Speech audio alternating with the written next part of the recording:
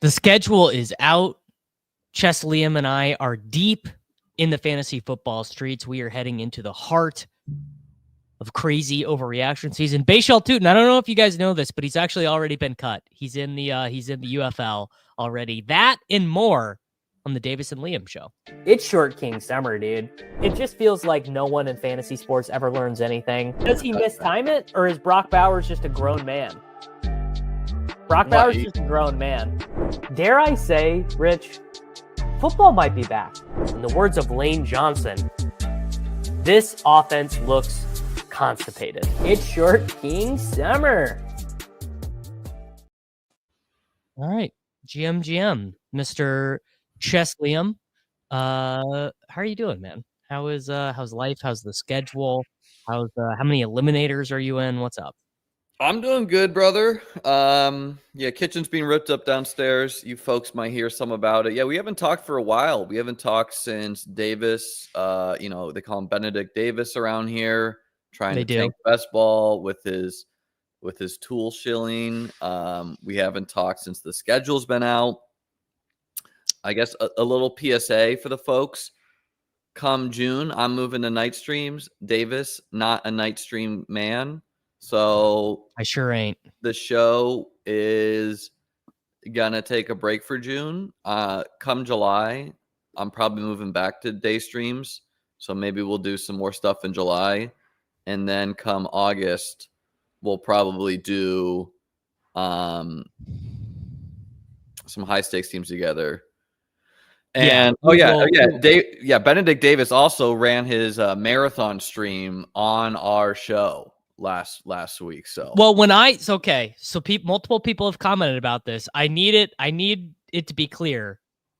I communicated to you that this was happening, and you were like, "All right, so am I on, or am I doing what?" Like it was a lack of communication on both parts, because I was not going to cut the stream short at 2 hours, which is normally the time. Yeah, I mean, like some people just like wouldn't schedule a marathon stream for a long running show. Other people will. It's like it's just good to know where the allegiance lie. There's no other day in my schedule that works, because Monday I go after best ball breakfast. I wouldn't want to overlap with Peter. You don't want to step on Pete's toes. You're happy to it has nothing. It's okay. It's okay. Get it out there. It's got nothing to do with Peter's toes. It's that no one would watch my stream if Peter is live, so that it's not good. I streamed at the same time as Pete had 200 people watching. Well, I mean, shout out to you. I have absolutely no interest in doing that, because I would guess that the Venn diagram of Peter's audience and myself is just one big Liam circle. Found out his order in the friend group. No, I knew the order, because Liam is the only person that I do a weekly show with. Literally the only person I've ever co-streamed with ever. So you do ADP chasing, but that's not on my channel. That's not a co-streaming endeavor. Here's the thing up with this concept, folks. I reached out to a couple of people. I was like, you want to co-stream with me? I think Davis was on the fence at first, and then he was like, sure. And then it was a big hit. I'm a grown man, which means no staying up past 8 p.m. I'm a grown man. But by the time you have woken up in the morning, Ball is Life FF, I've literally accomplished, like this morning by 10 a.m., I had lifted weights, gotten on the Stairmaster, walked my dog, written an article, created a thumbnail. Anyways, you got it. Put 1 in the chat if you think Davis is a traitor. Put 2 in the chat if you think everything is kosher. Let's get those engagements going. Anyways, man, let's pull up the schedule or something and talk about it. I think we should just do this. I should just say, what is your favorite? Wow, lots of ones rolling in. Lots of ones. A 1.5. I don't know what could a 1.5 even mean. Benedict Davis is a traitor. Yeah, if you want to draft with me, I will be in the lobbies at 6 a.m. in the puppy. If you want to take advantage, if you think my rankings are bad, you will catch me. I've already done 3 puppies and 8 MLB drafts today. Here's my question for you. Mr. Chesley, what's your favorite Week 17 game, including what you expect guys to be owned? Well, I mean, I think Minnesota, Detroit obviously stands out. I kind of quite like Arizona, Cincy, even though it'll be chalk. Like, I don't know if people remember, but the Bengals were like a bottom 3 team in tight end points allowed. So it's just kind of like the Trey McBride stack. You know, you throw in a Chase Brown, you throw in a Jamar Chase, wheels up. Ravens, Packers, hard to get a read on that one. Like, what team of the Ravens and the Packers are we getting this year? Like, is the Green Bay offense going to be much better? Dude, that game is going to suck. It could, right? Trying to think I think the sneaky one. I mean, I don't know if it's sneaky, but I really like Steelers, Browns. No. I think Rams Falcons could be the total great one because it could that one be seems real good. Because it could be the Falcons needing to win because their division is so bad that even if they have 7 wins, it could be we win Week 17, we win Week 18, we are the division winner, right? And then it could be the Rams could be the 7 seed. Well, what do you think about this logic? The Falcons get 5 primetime games this year, which is like on par with like the Bills. Yeah, what's going on? I did not know that. What's the deal there? Is this the NFL saying, you know what we have here? We have a budding superstar in Penix, and the Falcons are about to be like way better than anyone thinks. Like Mooney should be like a 4th round pick, and London should be like a mid-first. Like, are we about to get, a 12-win Falcons team or something like that? Like, in which case, Falcons Rams is like wheels up. I mean, I gotta be honest, I have not considered that, but it does not mean that you're wrong. We got 5 primetime games of the Jets last year. The Jets were supposed to be good though, so it's like, some other games, Tampa, Miami, obviously that one seems real fun. Dallas, Washington. Lower total than I expected. Looks like on. Yeah, I've not even looked at the headlines. I don't know what to say about this. Well, man. Look at this spread. FanDuel is offering it at 51.5. DraftKings is offering it at 47.5. What that tells you is these numbers are nearly meaningless. Like if we're getting a 4-point spread on like the 2 biggest books in the industry, like you know what I mean? Yeah. The other game I'm quite interested in is Philly Buff. The last time they played, we got a shootout. I don't know if you remember. I don't know. Don't you think as a Bills fan that game is gonna suck? Like isn't your not suck? It's gonna be a good game, like good drama. But both of those teams just want to pound the rock, right? Pull up their game. I think they played 2 years ago in the regular season. I think we just got both Hurts and Allen over like 30 points, Yeah. And then Jacksonville, Indy. Like that game is intriguing to me because it's like, yeah, this was the year where the Bills needed to like win out to make the playoffs. Man, remember when there used to be a time when multiple Bills wide receivers would have more than 2 receptions in a game? Davis, 100 yards, brother. How about and wow, AJ Brown, Devonta Smith, Olamide Zaccheaus all scored in this game. How the turntables? Yeah, that game could go a couple ways, right? Like that game could be like, okay, it's the Saquon show and Cook show. Like I think it's a slight ding to both of them that they have to play the Bills and the Eagles in Week 17 as far as like what you're dreaming up. Right.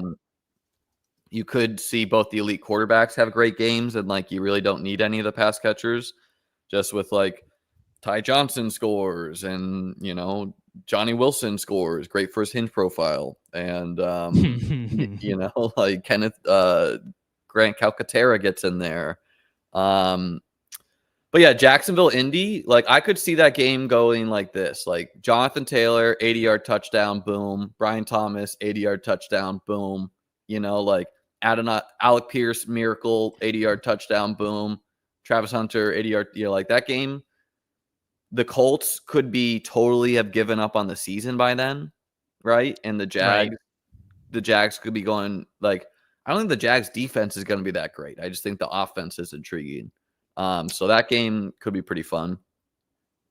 It could also be, I mean, both of those teams, it's such a bad division. It could be that could be a division winner, Yeah, it's interesting that the Lions, we got to talk about some things. Was the tush push was officially banned or not yet. Not yet. And Rossini's not like the most reliable reporter, by the way. She like reports things that are not always confirmed. Like she's not like oh yes, this is a fact. But I mean, I think it probably is going to happen. I would say my opinion is I don't care. I don't really. Maybe this makes Barkley maybe like marginally. I would love if people start taking Barkley at the 101 more because of this, right? Which I think the normie crowd just might, especially later in the year. Like, oh, bro, the tush push, it's banned. A quarterback sneak is still a really effective play. Like especially when you're Jalen Hurts and can squat 600 pounds. And the the interesting thing about that is your memory is oh man, Jalen Hurts, dude, he's such a tush push merchant. But if you think about it, so many of those came from 1 yard. Here, I'm about to pull it up right now. So we've got, look at how many of these came from 1 yard. For he's got a 44-yarder in the playoffs, 18, 12, 10, 9, 8, 8. Maybe you take away those 3-yarders, and you give them to Barkley. But Jalen Hurts can do a 1-yard quarterback sneak just fine. Look at all these 1 yard. Yeah. Yeah, I don't know. It's like this has been a multi-year running thing for Hurts too, by the way. Like this 1 yard thing. It was like 1 year, it was like AJ Brown kept on stepping out the one. And then like I had Swift and well, AJ if you're basically 100% lock ability to score a 1 yard touchdown, your coach is probably going to call that play. This I agree with. I think it does impact their ability to sustain drives. I mean, how many times have we watched the Eagles just do? I don't think it's going to meaningfully impact their ability to churn out first downs. Like, are they going to have to come up with some different plays versus just cram it down their throat? Sure. But they're still going to maybe a QB sneak it. And it might lead to more explosives because they might do they might pack them in and then get a crack out to Saquon or a little slant to AJ Brown. And these might result in longer touchdowns. So it's like, I don't think this is like, oh no, the Eagles, like how are the Eagles going to operate on offense anymore? I think it's just, it was a team in the Packers who's in the same division or the same conference as the Eagles, and they don't want to face this play in the playoffs. And I also thought it was smart for the Lions to put in this playoff seeding thing. And I'm kind of confused why they pulled it because their division is tough. So it makes sense to them to be like, look, we want just the best record to decide who's what. I think complaining about rules because something just happened to you is so soft and so annoying. I think all these teams should be embarrassed, frankly. Yeah, I mean, and I like there's not a real data that it's like an unsafe play right now. I do think it could get that data way. Like players could start like selling out and doing like weird things, but I don't know. What are the highest totals we're getting from these books? Obviously, Minnesota, Detroit, 49.5. Really. Denver. I mean, if you made me bet money on it right now, I definitely bet the over on 49.5. Looks like a lot of them are not populated. Looks like a lot of the week 17 stuff is not populated. I think Buccaneers Dolphins could be good. Actually getting to in a warm weather game pretty late in the season. Secondary was really bad last year too. I think Seahawks Panthers could be incredible. Could be Seahawks Lions, baby. Could be because you've got that Rashawn Penny bowl. Well, you've got two teams that are probably going to be eliminated from playoff contention at that point, And those are, if you're looking for, I don't know, remember the Browns Jets game 2 years ago, Flacco goes nuts or whatever. Those can end up being some of the best games because, who cares, right? How do you feel and do about stuff. how highly correlated Neighbors and Bowers, London and Puka, McBride and Chase are going to be, just because their week 17 stacks and their natural ADP also were already aligned? I think one of the biggest things that I have thought about as it pertains to specifically Best Ball Mania, the puppy and stuff, is that, and this is like coming from DFS type stuff, the ownerships of those players are just not going to matter. Like, well, I hear you. There's a 530 person final, right? So it's like, well, you can only face so many teams anyways. But all else equal, if you have a Neighbors and Bowers team and you're in a pod trying to beat other teams to get there, you would simply rather have a clean out versus be facing 5 other Bowers Neighbors teams where you don't have a clean out in your first and second round picks.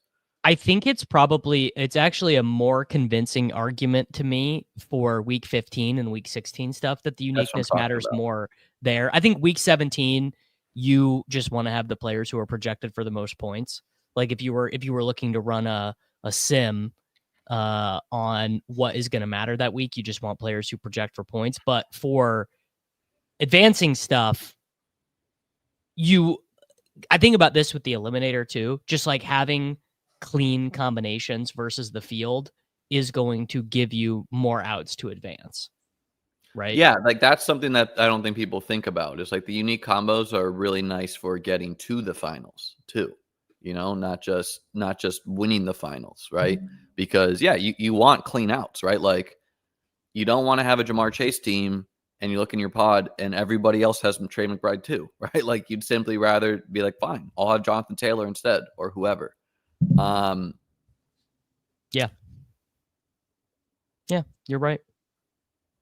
Giants, Raiders, Dart, Geno, Bowers, Neighbors, Theo Johnson, Tyron Who do you got for a better advance rate, GT or Bowers? Because there's no way both these guys are advance rate smashes. GT for sure. I mean, I think GT in a median outcomes. I mean, the thing is GT can score 350 points, right? Like if GT is who the slappies think he is, and he's Jamal Charles, he's LaDainian Tomlinson, like he's really that good.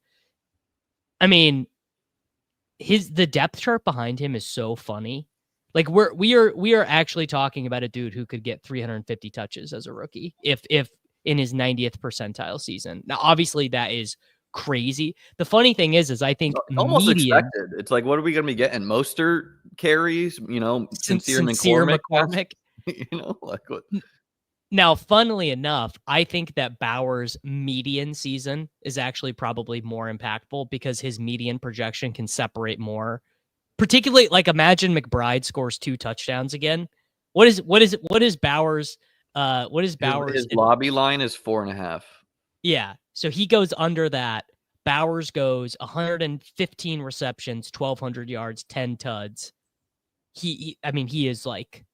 I actually think Bowers is like a bad pick in the eliminator, which is like really what I'm saying there is like he's a bad advance rate pick because unless you do nut out at running back and wide receiver with your later picks, which if you do, of course, you'd want Bowers, right? Like you'd want the highest projected tight end because you already got the points at running back and wide receiver. But there's just going to be a lot of weeks where Bowers goes 4-450, which like that doesn't move the needle in half point PPR, or he'll go 6-4-45, right? Like that is a bad pick if CMC or Achane is going for 30 points and other teams are getting that, right? So it's like, I think Bowers, McBride, all these expensive tight ends, they're not advance rate plays, which means they're like better in the best ball mania field if you can get them to the finals. Like the low advance rate of expensive tight ends is like partially by design, but if you can find the firepower at running back and wide receiver later, you're good to go. That's my thoughts there. Yeah. You want to hop in a draft? Let's do it. Let's do it. All right. We'll do a 30-second per pick best ball mania draft. I actually think this is true too. I think Geno is pretty underpriced. Definitely. Minshew not on the team anymore. So it's just AOC. I don't think there's anyone. He has like no bench risk, right? Like I think he's got like no bench risk. And I mean, obviously everyone, frankly, Liam, probably most of our audience, like literally does not remember Chip Kelly in the NFL. Like they, or if they do, they remember how bad it was in San Francisco. I don't have a great grasp of the age of my audience. Like I can't tell, like, are they my age? Are they older? Are they majority So in their 20s? Chip Kelly stopped coaching in the NFL 3 years before the first Best Ball Mania tournament. So I'm going to guess a huge chunk of our audience probably like literally does not remember Chip Kelly. The dude, the whole genesis of his offense is he's going to run plays. 3 years with the Philadelphia Eagles, top 5 in total plays, top 5 in yards, top 5 in points. That San Francisco 49ers offense, I mean, this is like the funniest, like remember that guy stuff that you can possibly do. I'm just dying that someone already created the username Best Ball Monster. Best Ball Monster, that is really good. Someone in my Discord said that there was a an account called Soccer Liam. That's so funny, dude. I used to see Checkers Liam. Checkers Liam out advanced me one year in a draft. This was the Chip Kelly offense that he failed with so bad. His running backs were Carlos Hyde, Sean Drawn, and Dwan Harris. And I don't Mike remember Davis. Sean Drawn at all. Okay, we're up here real quick. You want Gibbs or Puka or Genty or McCaffrey or Neighbors? You just like got to go Gibbs. I think the 106 is actually one of the best spots in the draft because you also are guaranteed in the second round Ladd McConkey plus. Yeah. Yep. Wide receiver 1 on this team, Jeremy Curley. He was the only player to see over 63 targets. The next season, after the 49ers, he then went to the Jets and he had 22 catches. This was one of the most talent bereft teams of Bill's all legend. times. It's funny that his jersey is a Bills jersey because he retired there. So I don't I personally do not hold the 49ers season too much against Mr. Kelly. Is there any merit of drafting to hurt other teams? No, basically the dumbest thing you could do because the part of this contest that matters the least is weeks 1 through 14. I would say there is a little bit of merit for a contest like this where if you have a luxury pick and it doesn't hurt you, but you notice it will really screw a team that you think is kind of good, then okay. Like, for example, the clearest example there is like if there's like only one startable quarterback left and you were on the fence of going 2 or 3 quarterbacks, and then you notice that one team like really needs that quarterback. Otherwise, they're stuck with like, you know, Daniel Jones or something. Okay, there's a little bit of merit there, but all else equal, like you're trying to make the best team for yourself. So I don't really do that too much. Yeah, I mean, if you're just thinking about how there are allocatable dollars.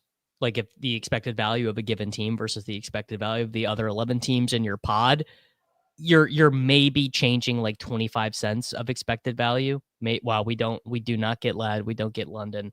So I think we just boom it up here. No, we get Achane, dude. Yeah. I include Achane in that tier.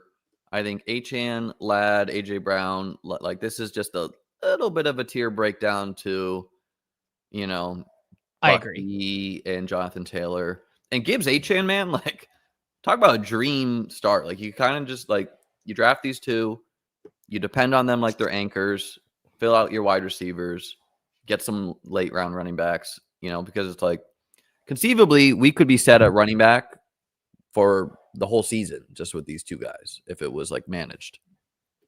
Yes. Yeah. 100%. But yeah, to close the loop on that, I basically I'm not trying to add, gain, subtract, distribute expected value from any of the other 11 teams in my pool. I only care about the expected value of the individual team I'm drafting because all of the dollars in the tournament are in the later rounds. The dollars of weeks 1 through 14 are immaterial effectively. As someone who's drafted a lot of 5-5-5 teams in the past, I can guarantee you there are people in that lobby when I've pushed quarterback who have snapped up quarterbacks just to tank my team. Like I can guarantee that is happening. So I agree. I don't really do that too much, but well, 5-5-5 is also different because there's the advanced rate structure is less drastic and the final just advancing is smaller. worth so much. Advancing is it matters. It matters so much less in. I mean, obviously, a team can't make any money if it doesn't advance. Well, I mean that Rice, Adams, Worthy, Evans, Rice. We could go triple boomer, take Jacobs, and just do like a super hyper fragile. I'm okay with that if you want to do that. Green Bay against the Ravens week 17, not really my dream matchup. Sucks. Yeah. You know, like I would prefer the Packers pass catchers there. But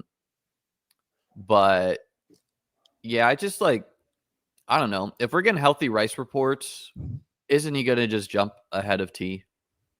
He should. Yeah, I think so. Right. So this great example, I think, of focusing too much on ADP, like love 20 picks after ADP in the 130s or whatever. I mean, that is worth nothing. ADP post like what? I don't know, 100 or 110 or whatever. Like literally there's no difference. These are it's one big flat tier of who knows.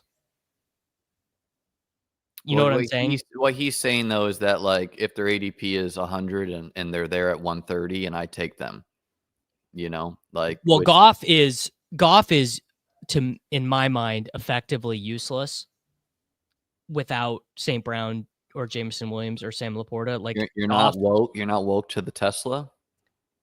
I would add Tesla to Goff stuff. Right. I think it's fine to add him in round 17 or whatever, but the love backstack. What are you hoping? Chad said, I'm sniping quarterbacks to tank people's advance rates for the Herzig. We got to talk about the Herzig contest, man. It's a good bit. It's like the most amount of energy I've ever seen people put into a contest was $0 at stake. And a lot of people really care about it, where they're like, how dare you don't draft me? Like, I just love it, man. I love it that that's happening. You're gonna fill out a lineup, right? Sure. Yeah. I don't know. I'll just tell you from a game theory mechanics perspective. You should have 6 people not owned at all. You should have 6 people not owned at all. So if you think literally one other person in the contest is going to take that person, they're immediately. I'm going to win BBM, so you should put me on your squad, folks.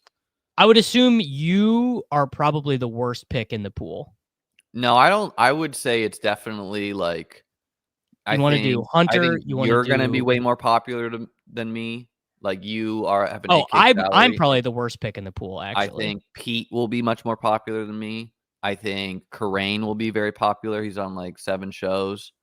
Who do you want to take? Will probably be pretty popular. It's his contest. Yeah, I like Hunter.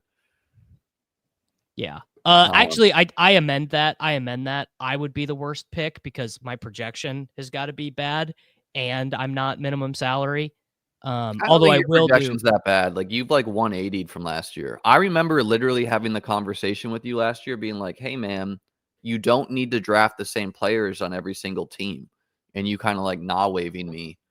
And you're not doing that anymore. So it's like you're just not drafting the same. I'm sure you're gonna have some teams like that, which that's fine. But like your portfolio is probably not that risky. It's probably like closer to like Neil Orfield's, where you're spreading. I think Byshell Tootin is my most drafted player, which is very funny.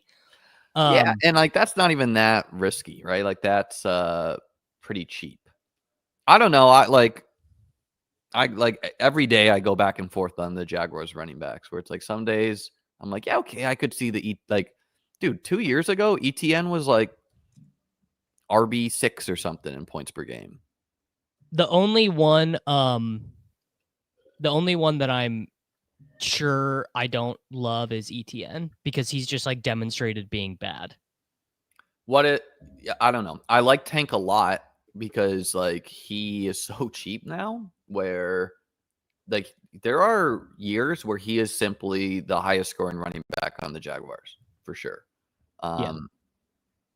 Tootin, obviously, when you draft Tootin, you're telling yourself you're drafting Achane. Like that's what I would be operating with effectively. Yeah. And then I mean, I ETN, think Bigsby is also probably not a great player. I do take him sometimes. I mean, he had a good rushing success rate, 750 yards or something like that, 7 touchdowns. So it's like, Yeah. I mean, okay, I think this is I'll tell you, Hurts is pretty interesting here. What do you want to do? yeah, I think Hurts is fine. I also like Waddle if you want to go wide receiver. Structurally we probably need Waddle more. I'm okay with naked Hurts always, and also Goddard is free, so you don't even have to be naked really. Yeah, I'm totally comfortable with naked Waddle. I did a video on the Jaguars backfield, and I actually was a little surprised how good the advanced data on Tank was. I do still think Tootin is probably he's got the best risk reward because he will add pass catching in a way that Tank will not. Well, he's just a guy who on 6 catches or 6 touches can have 100 yards if he's like that explosive and everything, like in pop passes and whatnot. Let me tell you, if LaQuint Allen is leading the backfield, my big board teams are going to be really good. I do think he'll probably make the team. And the nice thing about Tootin's fumble issues is they all have fumble issues. Mm-hmm. But yeah, I don't have enough ETN. I don't really have that much Tootin either. He's just like, it's just pretty expensive. I definitely want to get more. I probably have a lot of Tank.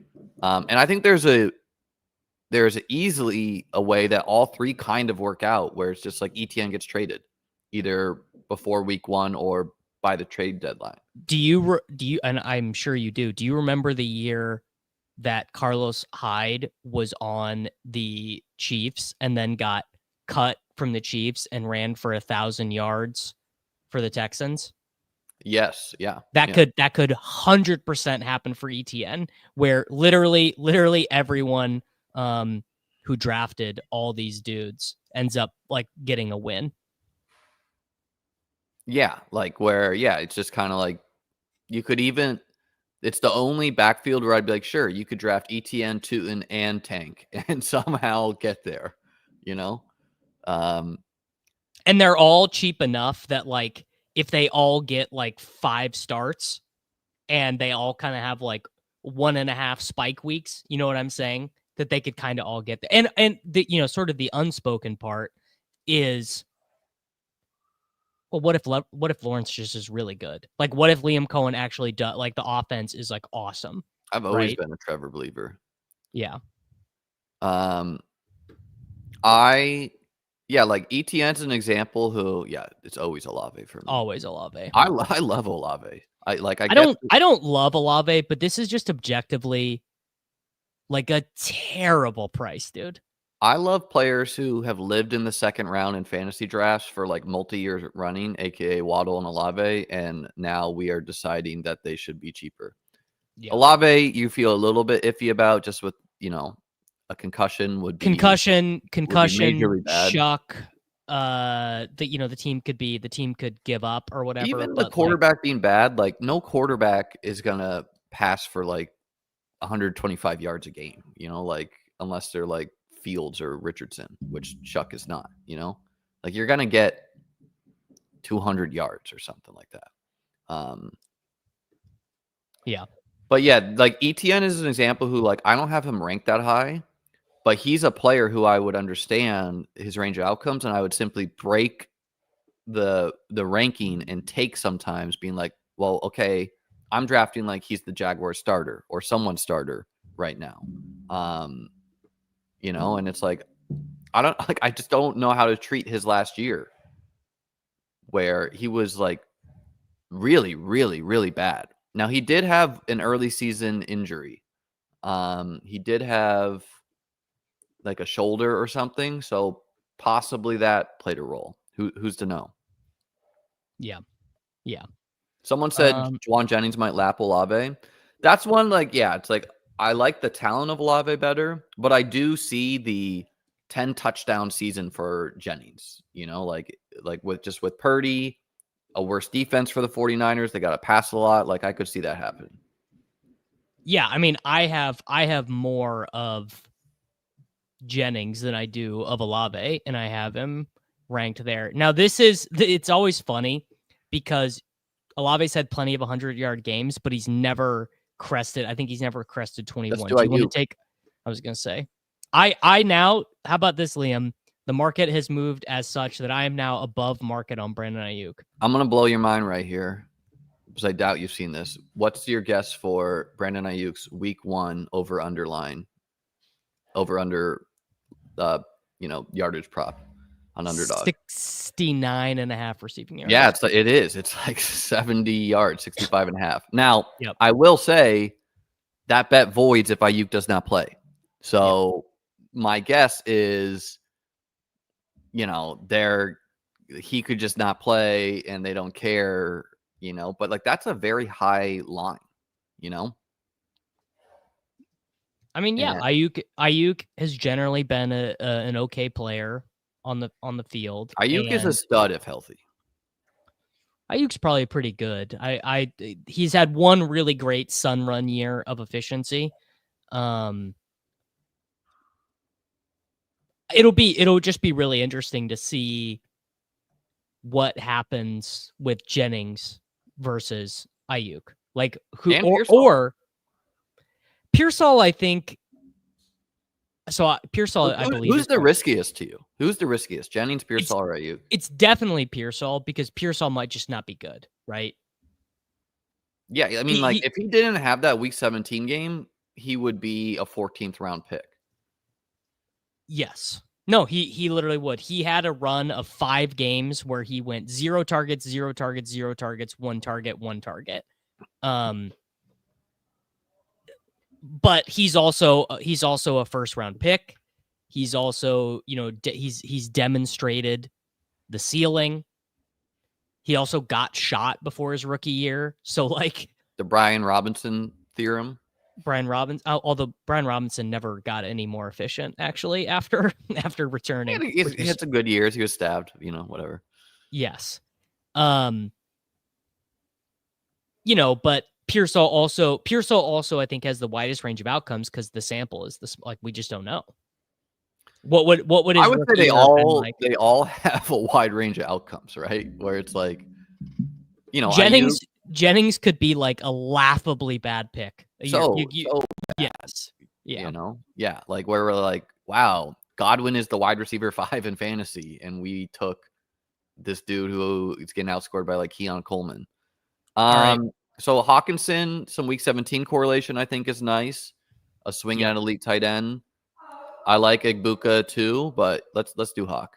Yeah. I think a key thing when you're doing these builds where you're a little bit lighter at wide receiver is to try and get a top 10 tight end. Maybe even double up because you want to be trying to win the onesie positions when you're a little bit lighter at wide receiver ceiling. Well, it's like just show our wide receivers real quick. Like collect. Yeah, X and go to. Okay, so Rice was a 3rd round pick last year. Waddle was a 2nd round pick last year. Olave was a 2nd round pick last year. Ayuk was a 2nd round pick last year. 1-2 turn at times. So it's like we're kind of just betting against the recency. We understand reasons why these players all disappointed. Rice injury, Waddle. I don't really know what to say about Waddle. That one's kind of weird to me. Like it was just bad. Plus the Dolphins O-line. Olave, obviously injury. Ayuk injury to me. But there's this team could be smashing, like where it out advances by like 200 points if Right. the pieces come together. True. Yeah. People Godwin, are saying another. breaking news to push not banned. I told you, man. Yeah. Rossini is a clickbaiter. She is the like she just gamble. She know the vote's happening. She rolls the dice on the result, reports Well, I it. think she's the same one who just reported it's not getting banned. So I think she just is doing whatever she's told. Well, her first report this morning was that it's going to be banned. All right. Do you want to take Justin Fields on this team? Do you want to take? I'm cool with Fields. Bo and Purdy gives us week Or 17 we could just correlation. take. Well, we could. Yeah, I think we just take Purdy. Yeah, we probably could get Fields in one of them. Bo has got that game. Like, how are you feeling about that Broncos Chiefs game, man? It's gonna be a terrible, terrible football game. I don't know. Like I'm still gonna weave in pieces of it, you know. Yeah, I mean, I'm still gonna draft my Chiefs guy. I mean, what did they? They was Mahomes had his second best fantasy game of the season against the Steelers last year. Like it's basically random, but it's not going to be like I would be surprised if that becomes a shootout. I mean, the Chiefs. Biggest thing for the Chiefs is they just can't have like the third best defense in the NFL again. If their defense is that good again, maybe the Chiefs become marginally more efficient. They on probably offense. won't, right? Like Chris Jones has got to slow down eventually, and you know, like the Bills. They lost 2 defensive starters in free agency, I believe. Yeah, and like you know, as someone like the Bills teams for like the past couple of years, not including like the past 2 years, like on paper at times they were like one of the top defenses of the NFL. Then they had like 2 dudes get hurt, and they went from like awesome to terrible. So like that's all it takes for a great defense to be bad, you know? Yeah. Yeah.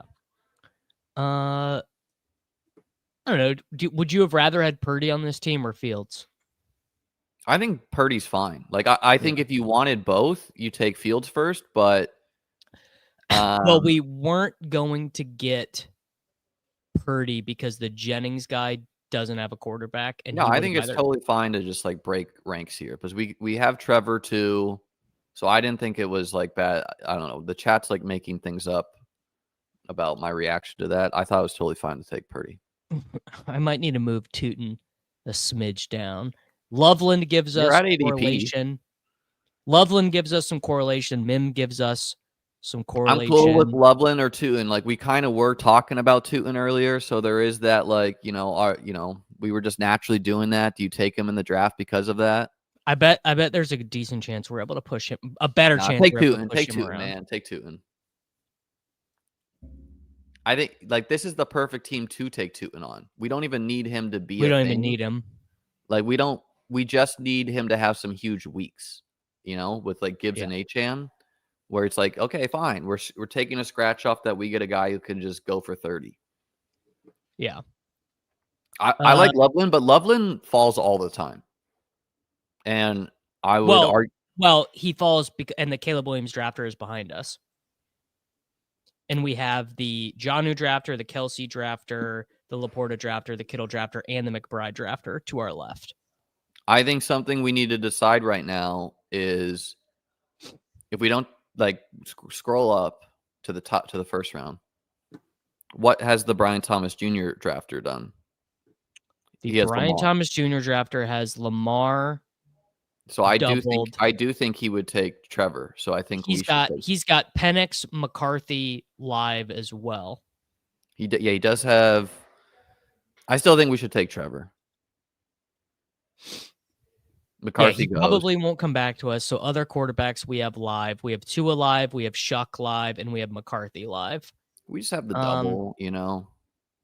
I don't know. I guess it's like if Loveland's there, let's do Loveland. If not, well, I don't think this guy is going to take McCarthy and Lawrence. So I think we're pretty live to get McCarthy's gone. McCarthy goes. This is what I'm talking about with Loveland. Like I think he is going to raise an ADP, but I know we're going to get a tight end I feel fine about later. If we don't take Trevor, we're stuck with Tua, which also seems okay, but yeah. I think Loveland's fine here. I think Lawrence is fine here. Like we have the double with Trevor. It's a matter. Do we have? Oh yeah, I'm we have. okay with either. Oh, The ADP value on Loveland's nice. Whatever. Now we'll give him to the Caleb Williams drafter. Yeah. I think I would have done this too. Just like it lets you stop thinking about quarterback. I like 2 quarterback better for BBM. I like 3 quarterback better for like eliminator or if I'm just trying to advance. Yeah. And I agree with that. I know Chaz is in the chat. Chaz, would you have taken Trevor? He would have taken yes, 100% he would have had to because he doesn't even have another back stack set. Well, he's got Penix. So he's gonna take Penix right here, like way ahead. And of there's ADP. really no rhyme or reason for half these quarterback order. It's like, okay, Herbert, Love, it's like Trevor could easily be ahead of these guys. It's just like tight end. It's like, okay, Kraft is still going to be there. Njoku's still going to be there. Kincaid's still going to be there. Like, I like all 3 of these guys, Goddard. Like, I like all these guys to have a good season. Yeah. And I mean, look, we have Hawkinson, so we're not, I don't think we're sweating it, in any way, shape, or form. They're the best late round picks are tight ends anyway. Yes. And like this year in fantasy, the late round running backs and wide receivers feel like really bad. Like my ranks is not correlated with the market at all. Like what the market has in there is like all these like Devin Neals and co. And maybe that's correct. I don't know. Like you're the Devin Neal guy. Tell me how you're feeling. But like I just have Kendre ranked ahead of him. Former 3rd round pick. I have, like some of these vets who I think are going to get points ranked ahead. I mean, I think that the tenor of the Saints season will probably point in favor of younger players and then players that this regime. Kendrick's not old. Okay, Njoku goes, Warren goes, Kincaid goes. He's a pick of the old I think we take regime. Kraft. I love Kraft. Noel is like a pretty big tier break for me at wide receiver. He might be available. I strongly prefer Kraft to Noel. I like Noel is drawing live to be a peer 0. Sure. Kraft is like I don't really understand why Kraft has dropped 20 spots due to the drafting of Matthew Golden. I mean, I guess it's just that it seems there are only so many pass attempts to go around, and Kraft was sort of, and I mean, Kraft was not even targeted that much last season, but this is a team that is going to be in the bottom half of the NFL in pass rate over expectation. It's going to be a team that runs the ball a ton in the red zone. I don't know if that's like, I'm not 1-to-1ing last year for the Packers because of Jordan Love getting hurt in week 1 against the Eagles. And I think he just was never healthy. So it's like maybe, but like the Josh Jacob drafters, like they could definitely run Marshawn Lloyd way more than anyone wants. Someone, Doom said they got Jalen Noel and at 200 on DraftKings. Like that is the perfect example of like Jalen Noel is kind of being like, there are a couple players I could say like that the underdog market sometimes wishcasts, sometimes is correct. But like, here's some guys who for sure go higher on underdog than DraftKings. Tootin, Jaden Blue, Kyle Williams, Jalen Noel, Jack Beck probably. Noel is still there. Here? We could do Noel. We could do Bigsby. We could. I like Tank.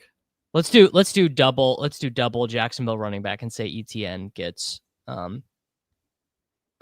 So 2023, fully healthy year. Packers are awesome. Negative PROE. Situation neutral pace.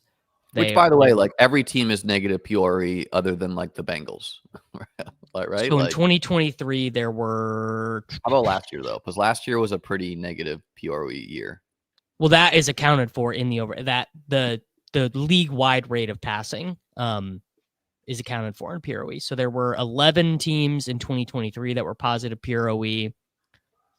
In 2024, there were 1, 2, 3, 4, 5, 6, 7, 8, 9, 10, 11, 12 teams that were positive PROE. The Green Bay Packers were -7 PROE. Only the Indianapolis Colts and the Philadelphia Eagles were close to them in terms But that's of. accounting for the Malik Willis games.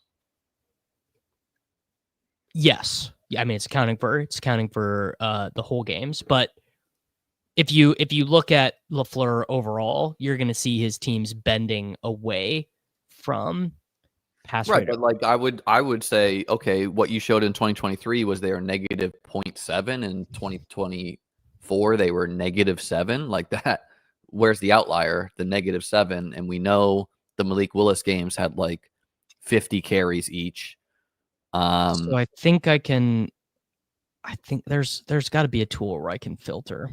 I don't know. I would also just say like the fact that Jalen Noel has not been drafted yet, 2 rounds past, is like we might get Jalen Noel 2 rounds after where you wanted to take him, because there's easily going to be years where Jalen Noel is the wide receiver 4 of the Texans.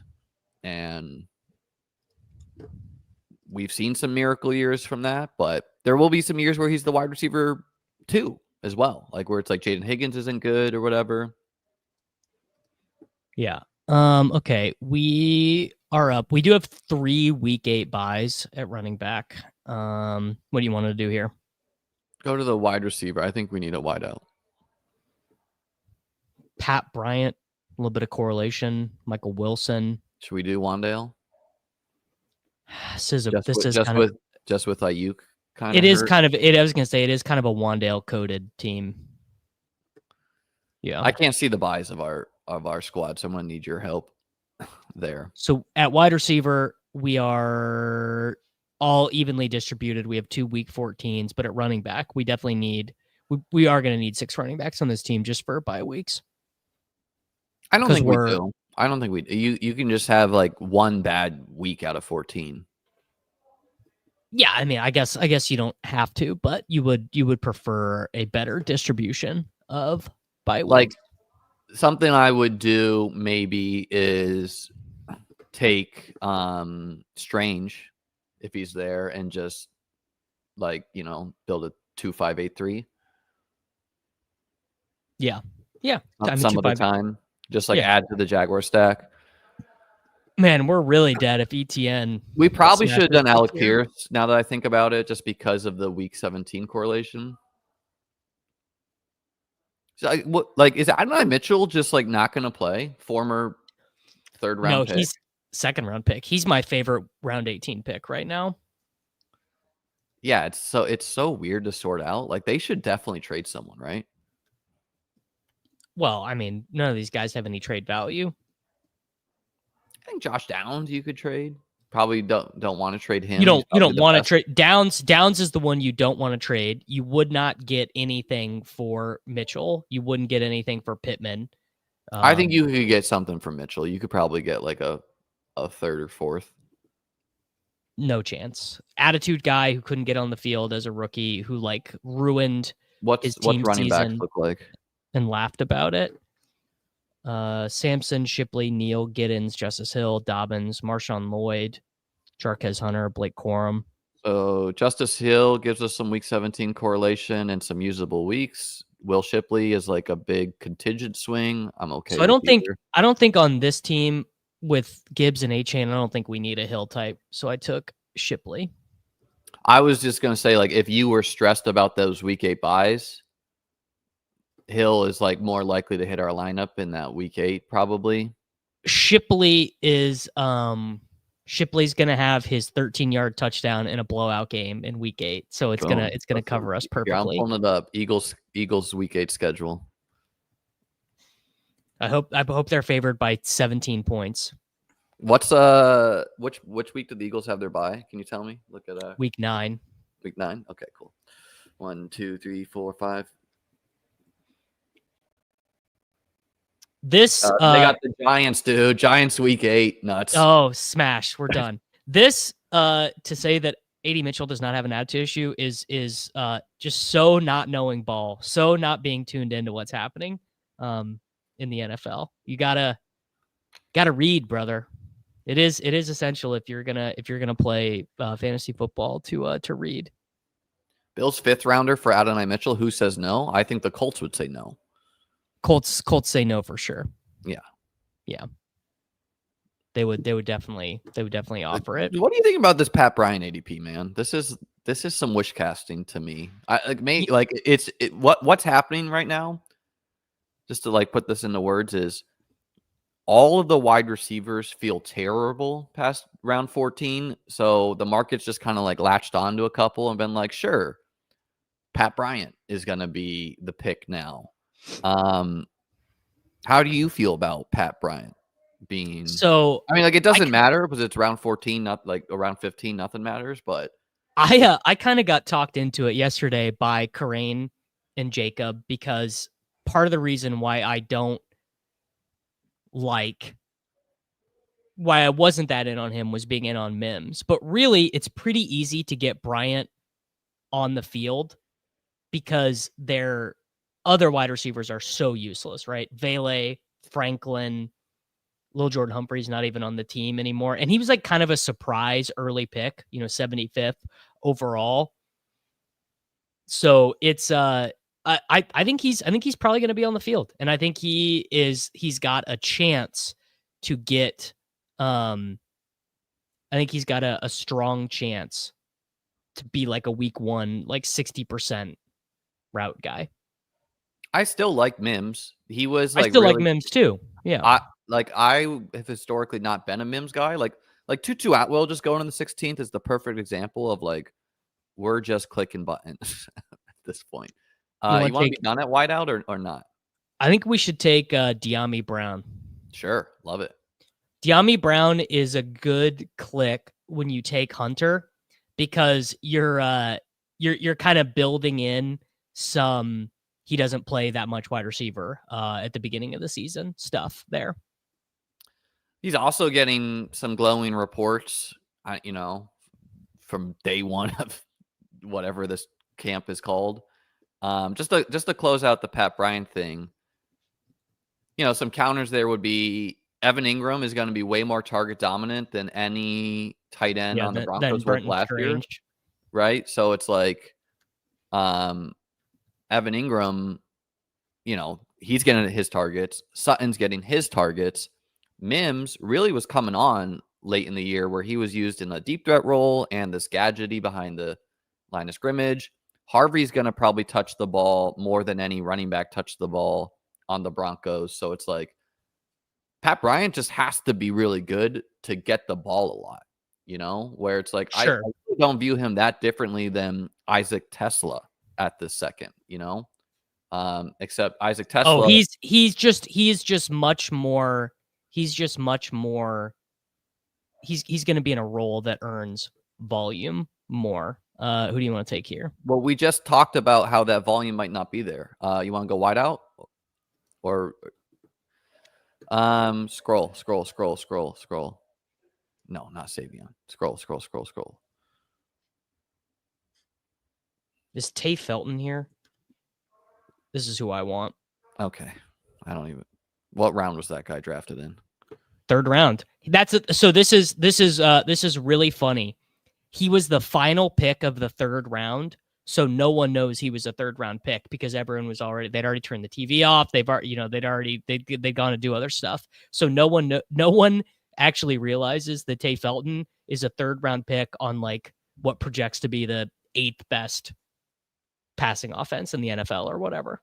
Yeah. Counterpoint, their wide receiver 3 last year, blanking on his name, was Jalen Naylor. He was kind of good.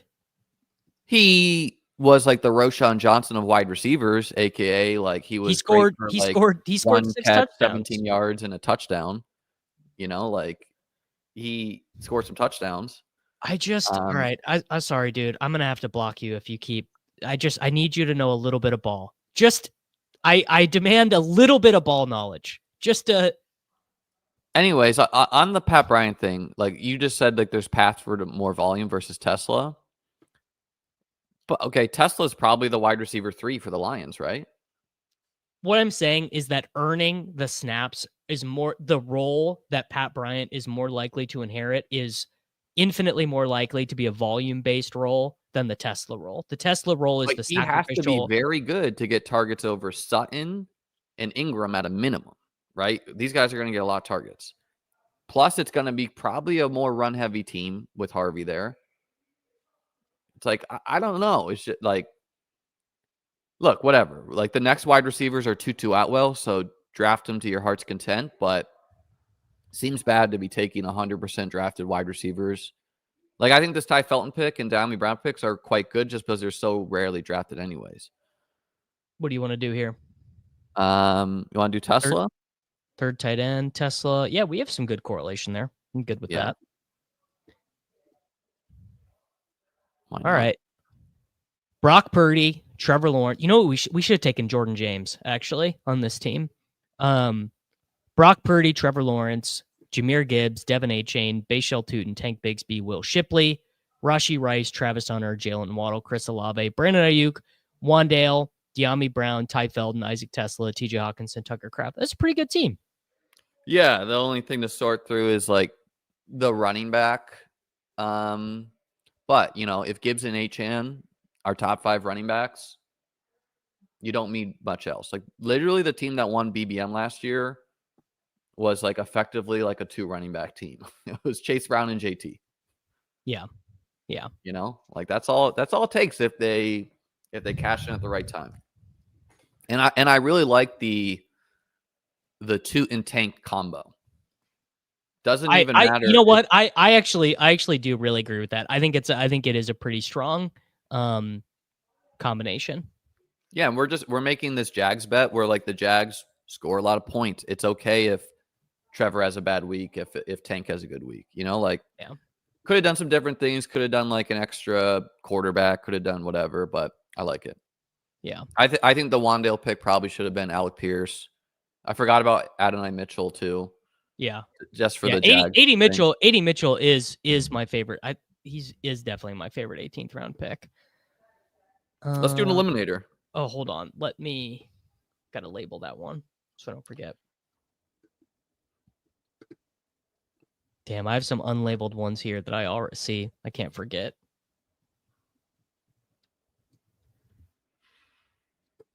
Jags mega.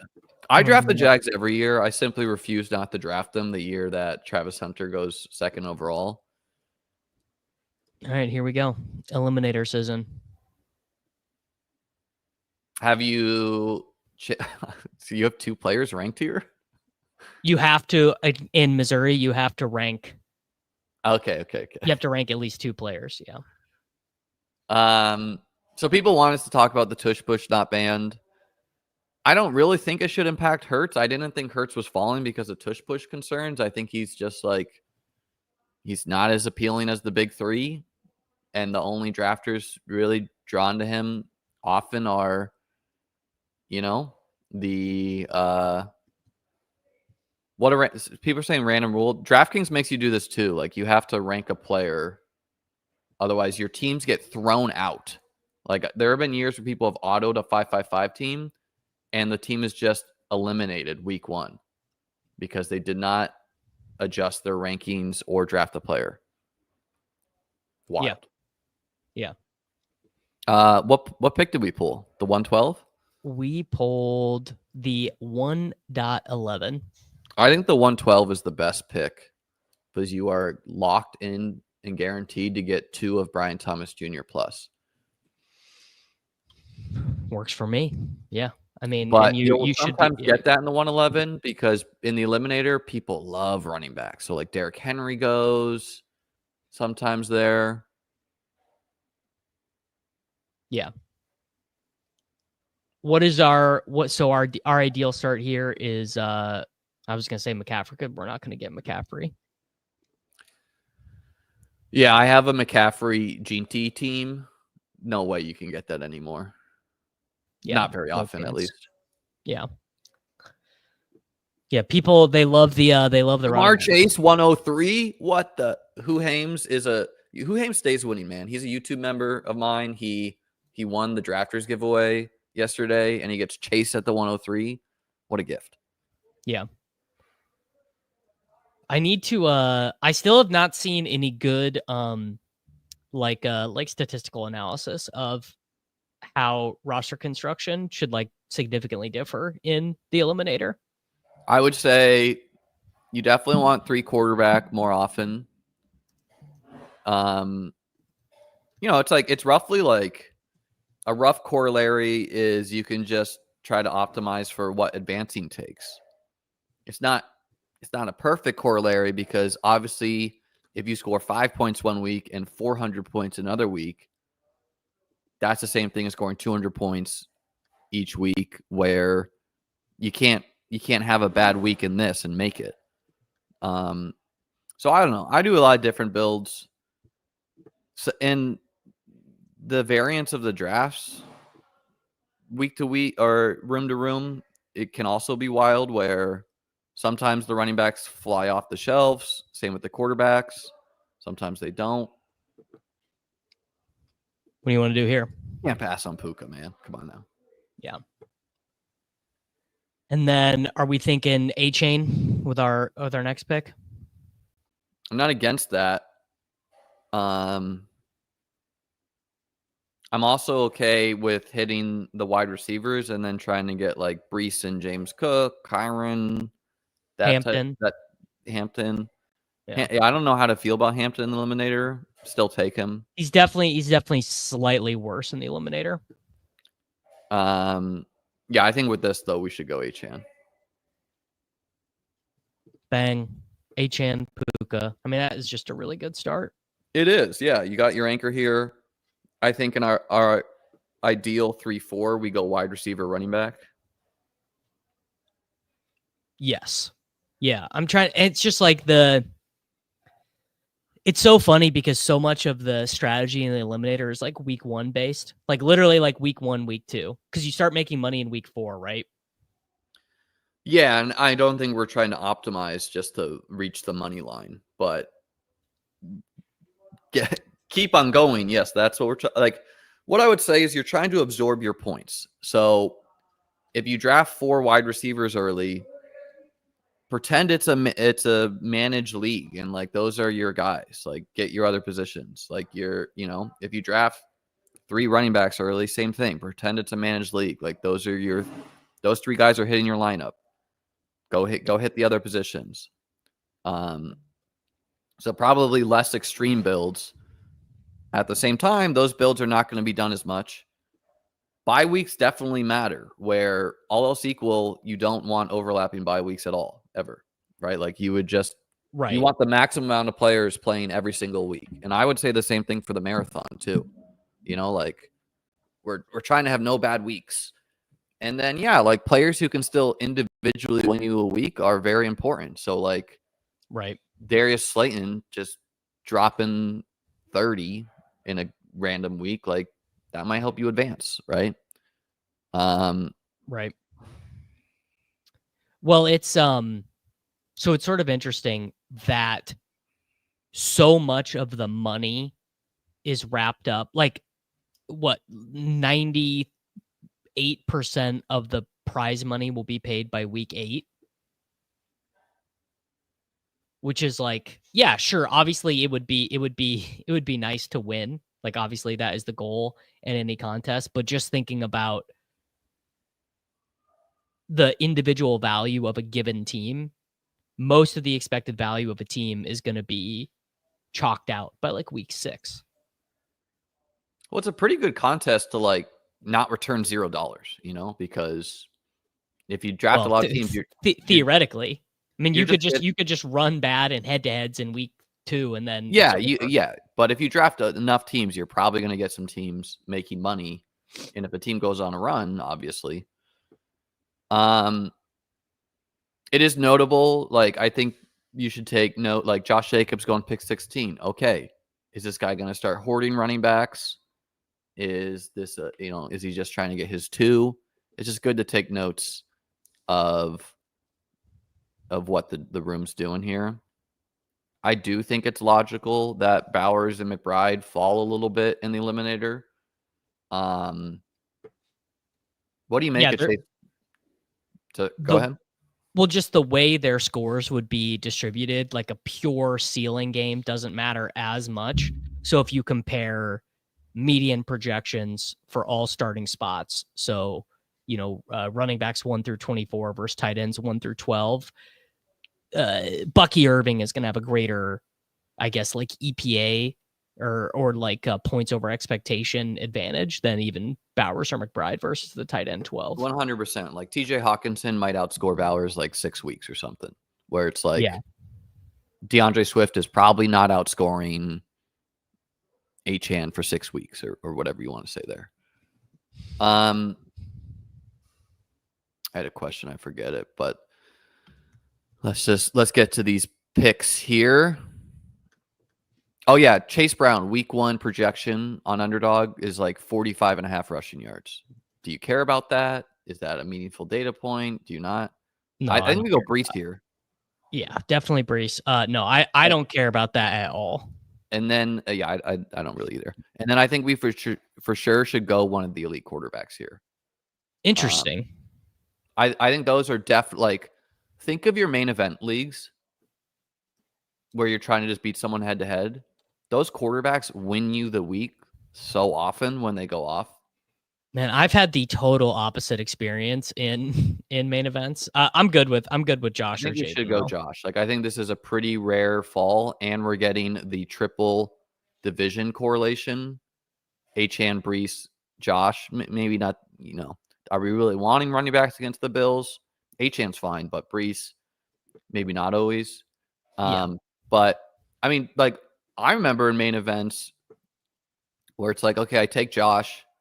Like the teams advancing out of my main event pod are like, they have Josh Allen, they have Lamar, they have whatever. Like obviously, if you can hit a value later in the draft, but Josh goes at the 2-3 turn a lot in these, so that is like a huge. I will say I care way more about unique combinations in the Eliminator than I do in Best Ball Mania because of what your weekly projection will be. Like nothing is going to harm your ability to win an individual head-to-head matchup than your highest scoring player being duplicated by your opponent. Like I don't know. Let's say that for this team, let's say Josh Allen and Puka have massive week 3s.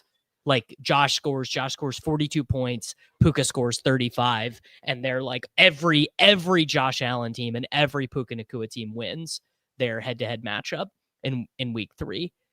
Well, we actually are going to have an advantage because that permutation of players will be either unlikely or that team will be unlikely to also have Brees Hall on it because of the distribution of the way those teams work. So unique combinations are way more valuable in this than they are in Best Ball Mania.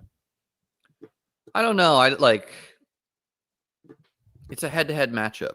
So it's like, even if these guys are scoring well, like something I'm wondering about is like how condensed is the ownership going to be, or the representation, I should say. It's going to be very condensed, way more condensed. It's going to be. I don't think it's going to be as condensed though as the past year's Eliminator, where there were bigger. Where it was cut line. Yeah, like I think it's going to be more random. Yeah, there will be way more randomness. I personally think, yeah, like I'm kind of with Neil. Like I don't think the uniqueness, unless it's like a 1-to-1 overlap where it's like always these guys are being paired together. Always these guys are being paired together. That's where it's like my logic. I think my logic is pretty simple. That if your highest scoring player is duplicated, that places more emphasis on players with lower draft capital, on players with lower projection, players who are going to have wider bands of projection, right? So if your quarterback 1 is matched, your running back 1 is matched, and your wide receiver 1 is matched, that means there's a higher emphasis on the points of your running back 2, your wide receiver 2, your flex, so on and so forth, down the roster. I disagree that it will be complete randomness in the. Not going to be complete randomness. Like if Jamar Chase goes on a run of scoring like 40 points week after week, like okay, there's going to be a lot of Chase teams. But it will be less condensed, but it still is going to like think about. So just like play the season out from last year. Think about how common Barkley, Kamara, Derrick Henry teams are going to be as the contest would have advanced last year. My gut read is uniqueness is most valuable in total points, second most valuable BBM. This is not what I'm saying. Yes, you want the highest projected player every time. But the specific example I was just talking about was, do we take Josh Allen or do we take the wide receiver? Do we take DJ Moore, Worthy, whoever? You want Allen there because that is going. I mean, he's a huge ADP value. He goes. That's what I'm saying. I'm saying he's a lot of huge the ADP time. value. Yes, you want.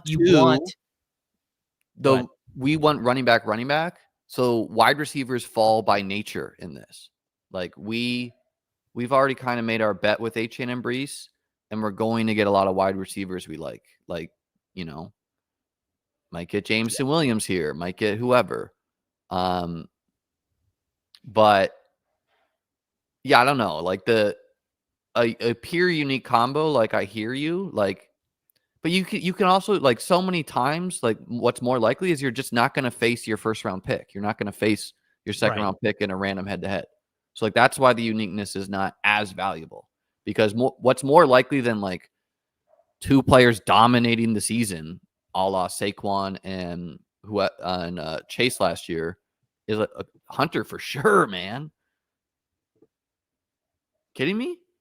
I think that is such a the people are being cowards. Like, dude, don't you know he's a corner?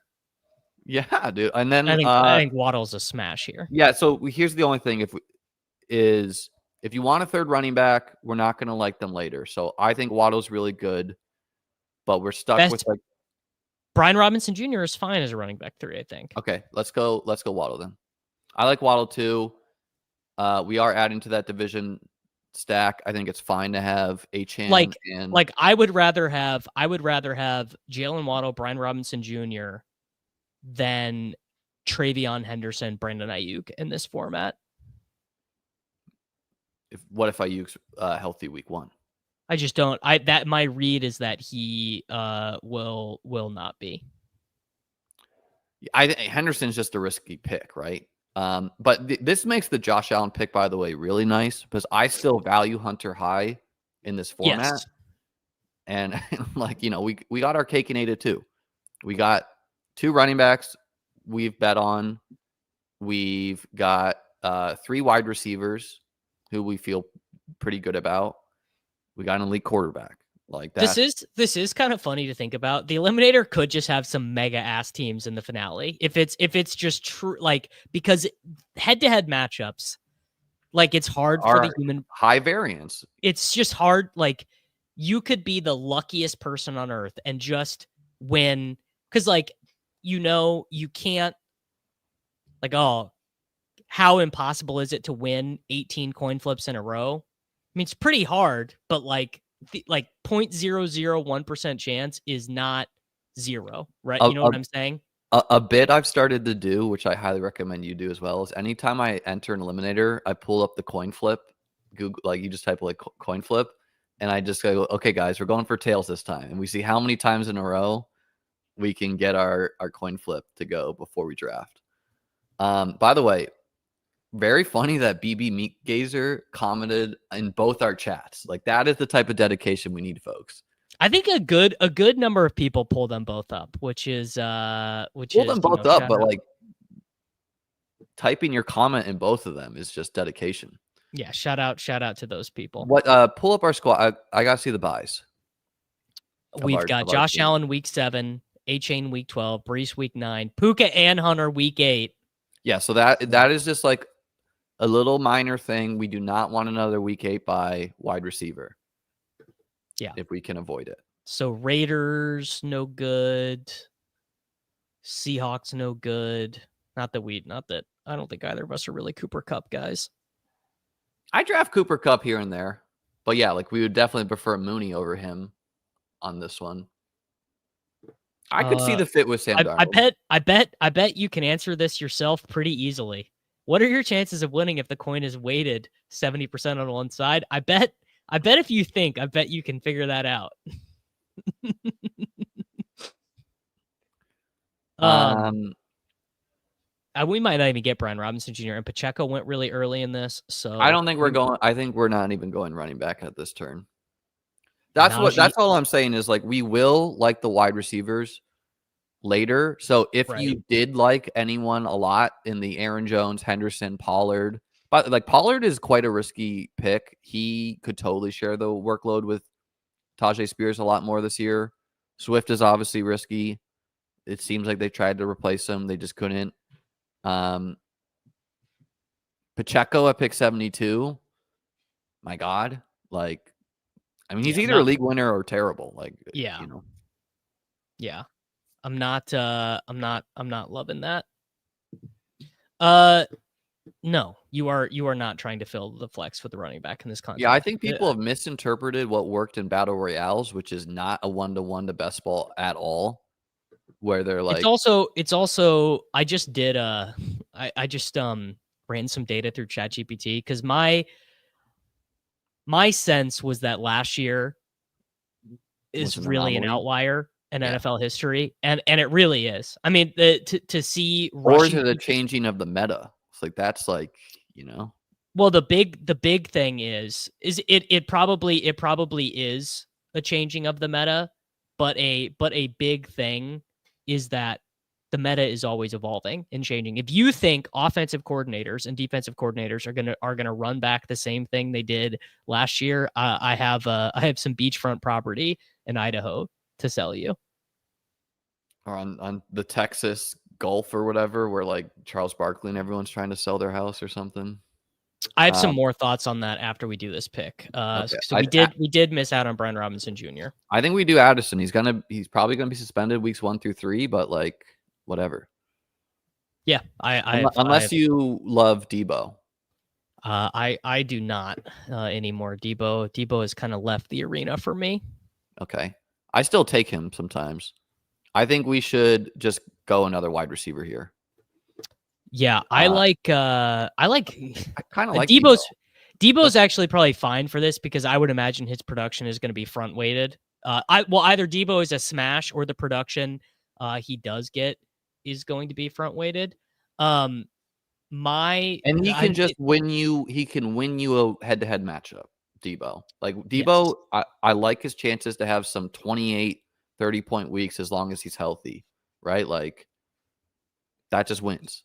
Yeah. So this is the exact opposite thing of what happens historically. Teams chase what worked. They saw the Eagles, Bills, and Chiefs dink and dunk their way to great seasons.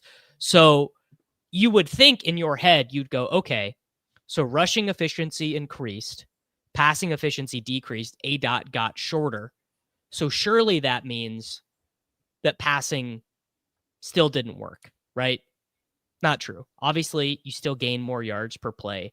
But what's interesting is that while rushing EPA increased, scoring across the NFL went down. Teams scored fewer points, all the way down from, we had the NFL record in 2020, 49.5 points per game, to 43.5 points per game over the last 2 seasons. So what you are going to see, in my opinion, is a much more concerted effort to get back to shot plays.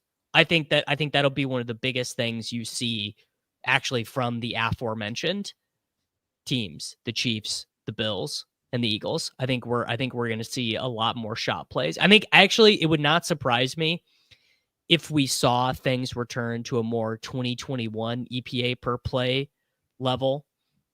This again is not true.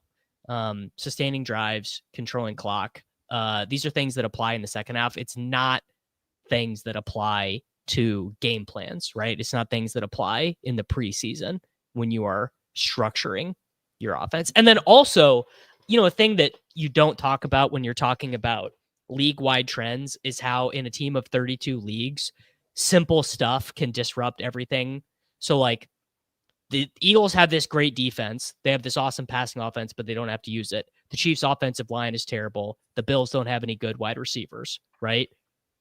Well, like those things are not always going to repeat year over year. And if 2 of those 3 things reverse, then league-wide passing stuff can look a lot different. I mean, you could So just have some randomness. Saquon, Derrick Henry, you can just have some and randomness. Bijan could all go down for the season week 1. Like this, all this stuff is in the range of outcomes.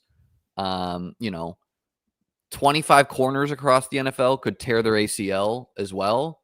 And like now everyone's got bad secondaries. Like all these things could happen. Like let's see the players. I mean, I think you are not going to like this, but Travis Kelce is an eliminator ass pick. I'm okay with him. Ingram is also pretty strong too. I don't. I'm also okay with taking a second quarterback and being done here. I like that. I like Dak as a pretty good eliminator pick, I think we should probably get one wide receiver here with the Addison suspension risk. We have overlapping double buys too. Yeah. So I'm kind of leaning towards Shaheed. I think we do Kelce first because the guy behind us doesn't have a tight end. That's fine with me. And then I think we could do Shaheed or Bateman is actually a pretty good eliminator pick too, I think. Higgins is okay too. Higgins is fine, yeah. What's the running back tab look like? Javonte is not terrible in this format. Next. Let's go Shaheed. Yeah, I like Shaheed. Get a week 11 bye in there because we have this like weird buy overlap for our wide receivers. If you could pull that up, where we have week 8, we have 2 8s, 2 12s, and we just got to pray Addison's playing by week 8. Yeah. Anyway, the point of all of that long talking was basically that I think the dumbest thing you can do in any forward-looking game is look at what just happened and then apply that trend to the You next should pull up the 17 tweet games. Herzig put out this morning on 0 running back success rate, and let's talk about that for a second. Hayden did his analysis, and it's so funny. The first time ever in Best Ball Mania history. I don't think Hayden's analyzing the game correct to make that's not how you would actually win money. Maybe that's like it's how it's in a theoretical sense. All right. BBM advance rates for 0 running back starts. So here you go. 21% for 6 running back. This was years 2021 to 2020. So the past several years, not including last year. BBM 2 to BBM 4. So higher than average with 5 running backs. What I don't understand here are people were taking 2 running backs when they weren't taking their first one to round 7. Like, how did that even throw those teams out, right? Throw the 3 running backs out. Throw the 4 running backs out. You shouldn't be doing that either. I would say look at the 5+. So 0 running back, 20%, 20%, 22%, 21%. 9 running back, I don't even know how you build a team like that. Like so you're going a 1Z at quarterback or tight end is what that means. And then last year, 8%, I mean, basically 8% across the board. Yeah, and it's not, so it was bad to advance because there was very few paths. Better to the semifinals. But if you had hit on the combination of Chase Brown, Rico Dowdle, Chuba Hubbard, and Bucky Irving and Tyrone Tracy, boom, you got the nuts. So it was just hard to make it work last year.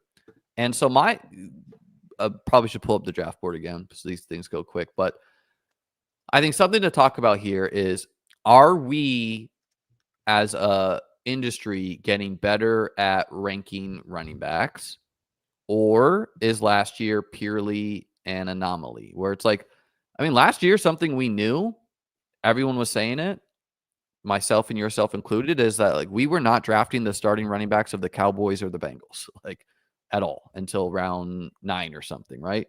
And so are we just getting better at ranking the players, or is last year a data point we should throw away? It's probably like more money. I don't think you should throw it away. I don't think you should throw it away, but obviously you are not going to have the 3 of the 5 highest advance rates of all time at the running back position happened last year. Derrick Henry, Saquon Barkley, Alvin Kamara. Of all time since Best Ball Mania started, that will not repeat. We're on the clock. Ray Davis is who we want here. Well, let's take Trevor, because the guy inside of us has Brian Thomas. Bang. There you go. Good eye, Liam.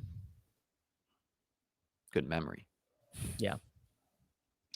And if you think about the anti-fragile reasons why Ray Davis or Tank Bigsby, I think. Yeah, so one of them or a tight end. We could go Kincaid with Allen. We could go a different. Like, do you value Njoku, Loveland? But Njoku, I think, is awesome. This room is like really hounding running back, so I'm okay with either. I think let's do Ray Davis. Ray Davis, you could argue it's like there's like maybe like a little bit of a positive correlation there. Like if if Ty Johnson or James Cook gets injured, that probably puts a little bit more on the plate of Josh Allen, and it also means more playing time for Ray Davis if either of those things happened. Yeah. So to go back to what we were talking about, like I do think like more money is being bet on fantasy football year after year. So like that, like before best ball, the money was all being bet in August on like managed teams, right? Like Dynasty is 0.001% of like so small. So it's like with more money, you would think things are getting better. Also, rankings have not been a thing forever either. But a lot of last year does feel somewhat random. Like the Saquon concerns were he was terribly inefficient with the Giants, right? Like the Derrick Henry. Well, the Saquon concerns were that he wouldn't catch passes and that he wouldn't get the goal line touches. And guess what? Both those things happened, and it didn't matter at all. Yeah, well, and what you could say to that is Saquon drafters actually ran bad. Where if Hurts didn't steal 14 rushing touchdowns, that was always going to happen. The amount of times they get to the 1 yard line is a random-ish thing. Like every team's going to be at the 1 yard a certain amount of times, but like if they only have 7 1 yard plays instead of 21, that changes the calculus, right? So. Yeah, I don't know. What's your takeaway from the Herzig? My takeaway, as I guess is my new measured personality would say, is that the overwhelming data in the history of the game of football is that running back is a super fragile position. It's harder to draft wide receiver breakouts because wide receiver breakouts have to be driven by talent, not by opportunity. Running back breakouts in fantasy can be driven by opportunity, not by talent. Like if Ray Davis, let's say Ray Davis is a fine player. I think you and I both think he's fine. But if he just gets given the ball 20 times a game, he will generate enough fantasy points. It won't have a meaningful impact on the Bills' win-loss record. But if the Bills were like, yeah, we got to spam Curtis Samuel targets, that would probably have a negative impact on their offense because Curtis Samuel's not very good, right? Curtis Samuel's been good. He had turf toe last year. These are creative players, right? I'm doing it to illustrate the situation. So late round running backs are going to contribute to fantasy scoring far more often than late round wide receivers, right? Yeah, and the other thing we're not talking about is 0 running back builds were done the most they've ever been done last year, right? Because of how successful they've been. Well, and it's also self-selecting. The people on Underdog are huge slappies. They're the people watching best ball drafts on May 21st. And most people streaming are not the 4 running back jam squad. So yes. I don't know. Like the lesson really, folks, is like vary your builds because yes, anything can really happen. Probably should just rip Josh Palmer here. No, fuck no, Liam. What's actually a good idea is taking Braylon Allen and Breece together. I think I think we should do Rico. Let's do Rico because I like Rico more than Braylon. All right, I like handcucking in the eliminator. I think I'm not against it. It's just Braylon has risk of just like being behind Isaiah Davis. And Rico could be just like a 1B, like in the like Chuba could be the dominant guy. That's probably the most likely, but Rico could also just be playing way more than anyone. Well, Rico could just get the Miles Sanders stuff from last year, but be like decent at it. You know, there was enough meat on the Find a bone. hat for all these bedhead comments. Gonna ask my barber for the Liam cut. There was enough meat on the bone last year. Who do you want to take here? I'm like, I mean, Likely's kind of a value, but Roschon. I like Braylon, and then this is the end of the wide receivers. If you want another wide receiver, like Leggett, I think we take Likely or Roschon. You don't want to do Braylon anymore. No, Roschon is better. Okay, let's do the running back then. Oh no, Likely. Like we only have one tight end. I didn't know that. I forgot we didn't take a tight end. It'll be a 3 tight end team. No, definitely not. I think you definitely want to be building 2 tight end more. With Kelsey, like yeah, I guess with Kelsey. I mean, our hope is just that by the time Kelsey retires mid-season, that whoever our second tight end is doing well. Recap the team. Our team in the eliminator is Josh Allen, 10 spots after ADP, Trevor Lawrence, Devin Achane, Breece Hall, Ray Davis, Rico Dowdle, Roschon Johnson, Puka Nacua, Travis Hunter, Jalen Waddle, Jordan Addison, Deebo Samuel, Rashid Shaheed, and Travis Kelce. I think Roschon is a great eliminator-ass pick. Yeah, I was high on him pre-draft, so I got a lot of Roschon. Can you scroll down? We got how many picks here? We have 4 picks. Do a little bit of planning. 4 picks. 1 minimum's a tight end. 1 minimum is a running back. Yep. Done at quarterback. I think we're fine to take just one more wide receiver if we wanted to take 7 running backs or whatever. Maybe do an extra tight end then if we're going to do that. I don't know.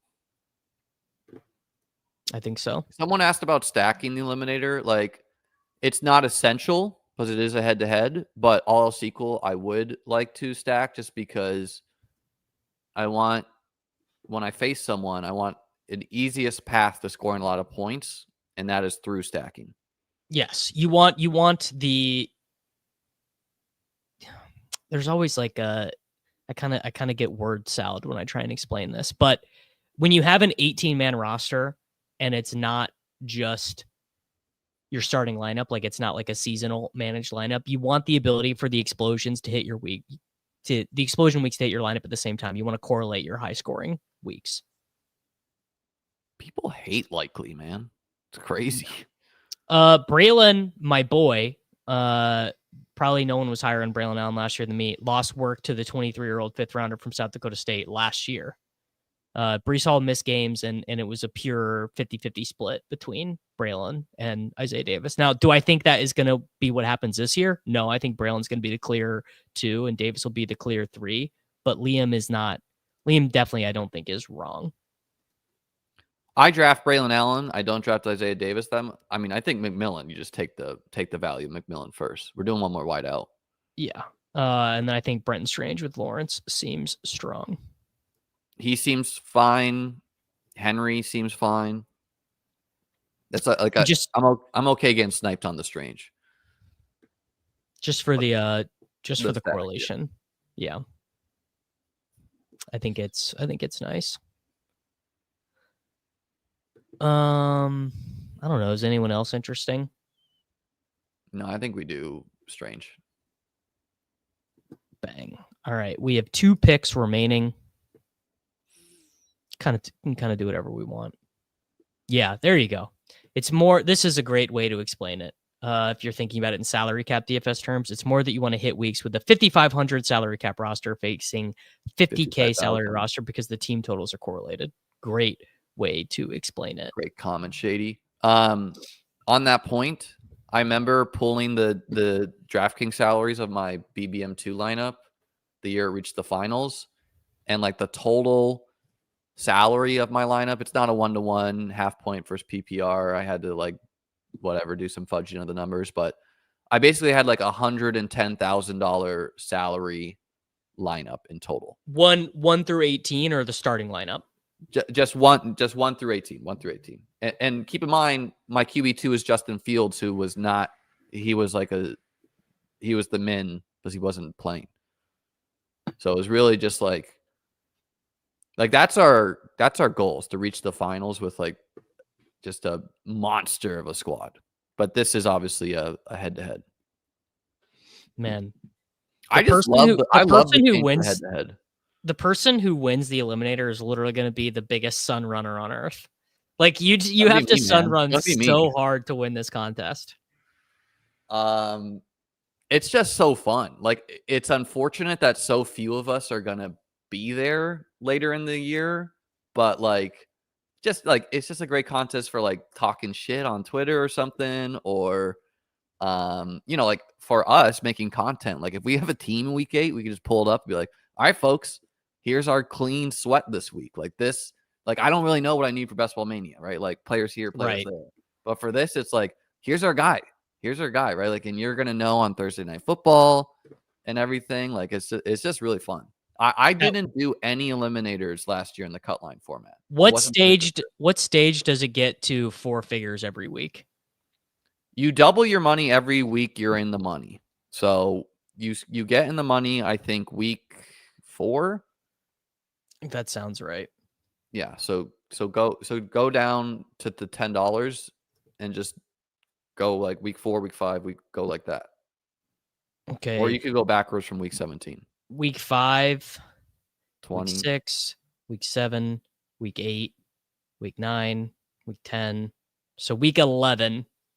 So I guess week 9 because winning it. So week 9 it turns into a 4-figure sweat every time.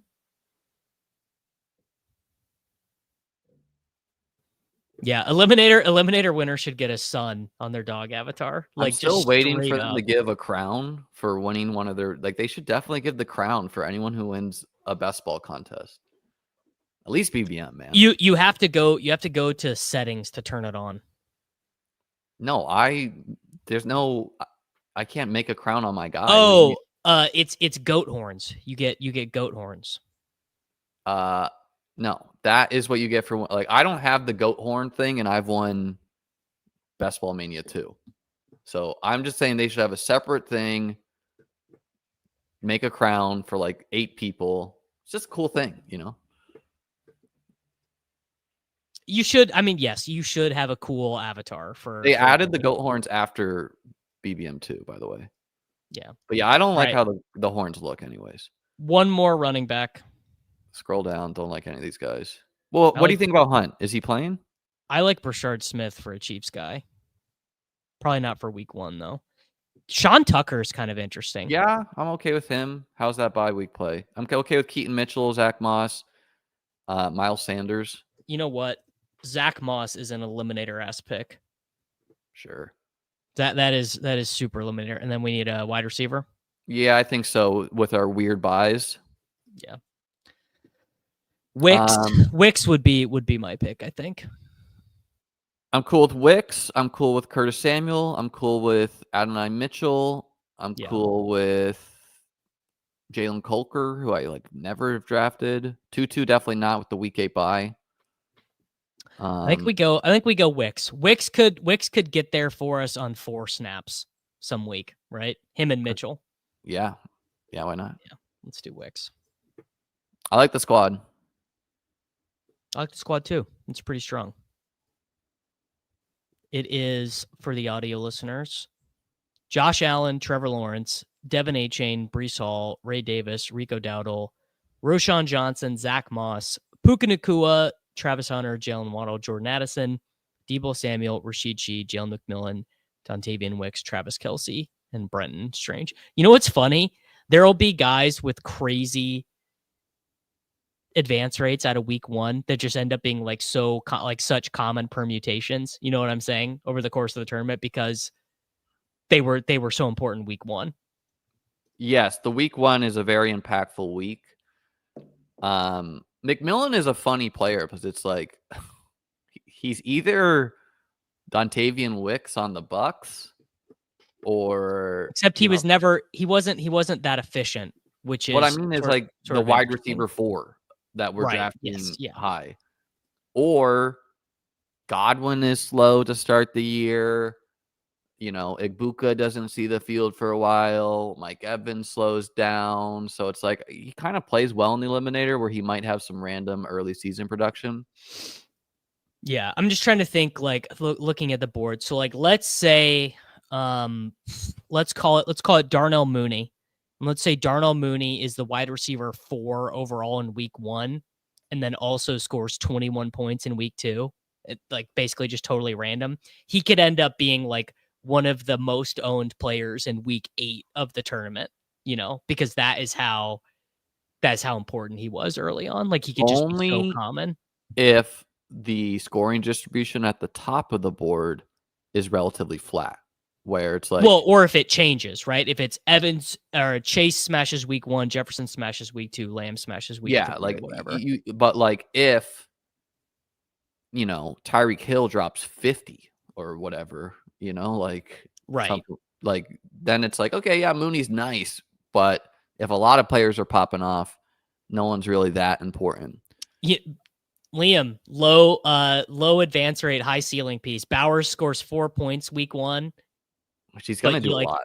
Yeah, you sneak through Bowers. I mean, pretty big. I don't know. I have a Gene T. Bowers team in this. Probably not good, but Eliminator's fun, man. It's kind of fun. Yeah. It's fun the different way. Someone asked, do you prefer 2 quarterback builds? I definitely prefer 3 in general, but when you take Josh Allen, I think that's a time I'm mostly going 2. We don't have Josh stacked at all, except with Ray, which I think he's one of the few quarterbacks where that's kind of fine. Yeah, Josh said I pulled this up. Well, Liam, you'll know the answer to this question. Josh Allen scores the most fantasy points that any quarterback scored in a game all year last season, right? Against the Rams. Against the Rams. What do you think the highest fantasy total of a Bills pass catcher in that game was? It's probably like Ty Johnson. I didn't look at Ty Johnson. I don't even remember, but the answer was Khalil Shakir with 19.6. Ty Johnson, some of those weeks had like a real route or 2. Yes. Yeah. But yeah, I mean, and that could change for the Bills if Kincaid or Keon are like really good, or if Josh Palmer has his Juwan Jennings breakout. He's been training. What would that do to you, Davis? If Josh Palmer has a Juwan Jennings type breakout? Seems so unfathomable, but I mean, yeah, look, it would be really bad for me, right? I have like none of him. I'm lighter on the elite quarterbacks in general. Yeah, if Josh Palmer is even if Josh Palmer does the Quentin Johnston season from last year where he scores like 9 touchdowns on a bunch of broken routes or whatever, it's definitely bad for me. Someone asked, out of curiosity, why the preference for 3 quarterbacks? Aren't quarterback scores clustered enough to draft like you're right in just various combos?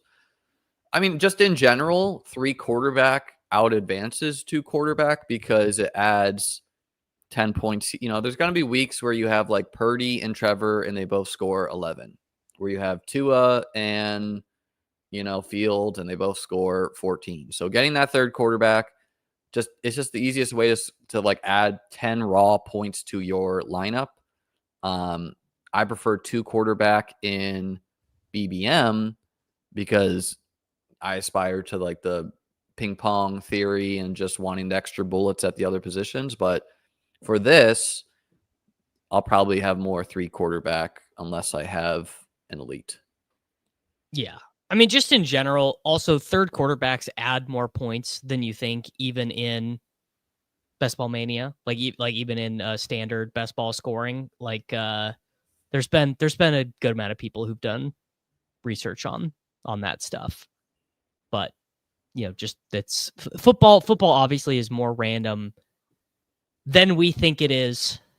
When we're sitting here in May thinking we're gonna be like, oh, dude, I can't wait to correlate my Hawk Chuba Seahawks Panthers team, and it's just like it just ends like it's very random. Football is just far more random than we imply ourselves. Some interesting picks here. Taysom Hill, who doesn't always get drafted anymore. Not a good eliminator pick, I don't think. Yeah, especially if he's not playing. The Kareem Hunt, Rashad Smith combo, I think, is kind of interesting. Yeah, kind of interesting. You know, in theory, you're trying to get him early and late. Or it's just a bet against Pacheco and Eli Mitchell, I guess. Yeah. Don't know what the last guy did, but Richardson pick 191. What's your Richardson also, I think. I mean, I just can't help myself but draft Anthony Richardson. What's your vibe today on Richardson versus Jones? My vibe on Richardson is just organizationally, it's such a catastrophe to have to just give up on Richardson and go to Daniel Jones. That you at least got to try with Richardson. And maybe it's no hope, and maybe I'm holding on to something that doesn't exist. But dude, you drafted this guy, what, 4th overall, 5th overall 2 years ago, man? Like, he's got the tools, dude. If we had better bye week playing, I think we could have made the Wicks pick another tight end. Yeah. I'm not really sure how to think about the 2 versus 3 tight end. Like, well, obviously the thing that is nice about 2 tight ends or 3 tight ends is that theoretically they got a lot of points to your lineup too. Yeah, but they can also hit your flex. Yeah. It just in a crazy, way. Yeah. Are you going to be doing eliminators off stream or really just here and there stream, do you think? Honestly, it just depends. I am negotiating my deal with Underdog right now, and it truly just depends on whatever my deal with them ends up. At the very end of the negotiations, just throw in, and I want to max the eliminator. Yeah. I mean, no, truly, like my deal with them is I just want to draft as much as possible on their platform and stream lots of Underdog drafts. So if it works out, yeah, I mean, I would love to max the eliminator. I'd love to max weekly winners. I'd love to max all this stuff. Weekly winners, man. I have no interest in weekly winners, but people like it. It's like, I think it's just fun to think about conceptually. It's like, what does the math work out? 87, you get it, 17 tries with 87 cents to win 20K. What I don't like about it is having to build the nuts in a given week. Like you don't. And you really have to nut out. Like you'll check it. You'll be like, wow, dude, I have a ton of A chain. I have a ton of X, Y, and Z. And then you check and you're like, dude, I'm in 119th place. I won $7. Yeah. Like you need to build the absolute nuts. Like that to me is just like daunting. Like people think you have to have the nuts for Best Ball Mania. It's not the same thing. You need to not the same thing. You need to advance out a pod of 12, advance out of a pod of 16 or whatever, do that again, and then beat 539 people. That's not the absolute nuts this week. This I agree with. Weekly winners does feel very interesting while you're drafting, but then it's like kind of an underwhelming sweat when you're doing it. Like it's whatever. I sweated some of my weekly winners teams last year. I'm sure it's fun if you just have 150 bullets and you can do weird things. Like you can do super weird stuff. You should absolutely disregard ADP. Like you should just take Lamar in the first round sometimes and just be like, well, there's going to be weeks where you don't need a first round pick, right? Like, or something like that. True. Yeah. The thing for me though is that like the most interesting game on Underdog is the Battle Royales, which is like that is like my favorite thing. Well, that's why there's no like, oh, if I want a weekly sweat, I can just do a Battle Royale, Well, the thing is though is that you could get your teams done now. Like BRs are very time intensive. You guys sit there and grind them out on the Battle Royales. I think this head-to-head eliminator is one of my favorite contests ever.